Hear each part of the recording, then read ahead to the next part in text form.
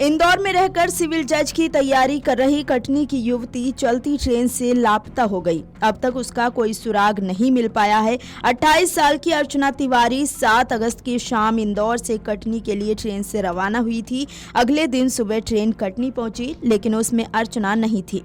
अर्चना का सामान उसकी सीट पर रखा हुआ था। उसका मोबाइल नंबर भी बंद आ रहा है। रेलवे पुलिस के अनुसार अर्चना तिवारी कटनी जिले के मंगल नगर इलाके की रहने वाली है। वो इंदौर के एक हॉस्टल में रहकर सिविल जज की तैयारी कर रही थी। रक्षाबंधन पर घर आने के लिए वो 7 अगस्त की शाम इंदौर स्टेशन से ट्रेन संख्या 18233 इंदौर बिलासपुर नर्मदा एक्सप्रेस के B3 कोच में सवार होकर कटनी के लिए रवाना हुई थी। 8 अगस्त की सुबह train Katni south railway station पहुंची, लेकिन अर्चना वहां नहीं उतरी। इसके बाद परिजन उसकी तलाश में जुट गए। इस दौरान उसका बैग उमरिया रेलवे स्टेशन पर मिला, लेकिन अर्चना का अब तक कोई पता नहीं चला है।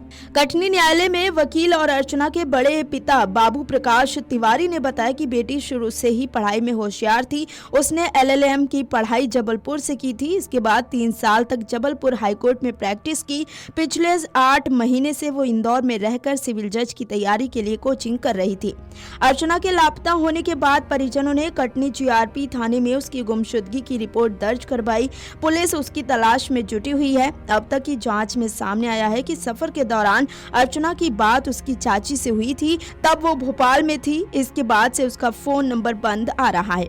कटनी GRP के सब इंस्पेक्टर अनिल मरावी ने बताया कि अर्चना तिवारी नर्मदा एक्सप्रेस के AC कोच B3 के वर्थ नंबर 3 पर यात्रा कर रही थी। युवती जब भोपाल में थी तब उसकी चाची से कॉल पर बात हुई थी। CDR निकालने पर उसकी लास्ट लोकेशन रानी कमलापति रेलवे स्टेशन की दिख रही है। ऐसे में कटनी GRP ने जांच डायरी भोपाल भेज दी है। अब इस मामले पर जांच वहां की टीम करेगी। फिलहाल युवती नर्मदापुरम के नर्मदा ब्रिज के पास से मिसिंग बताई जा रही है। युवती के परिजनों ने गुमशुदगी की रिपोर्ट GRP थाने कटनी में दर्ज कराई है। वहीं मोबाइल की लास्ट लोकेशन के संदेश के आधार पर नर्मदापुरम के नर्मदा ब्रिज पर SDRF की टीम ने संदेह के आधार पर सर्चिंग अभियान चलाया।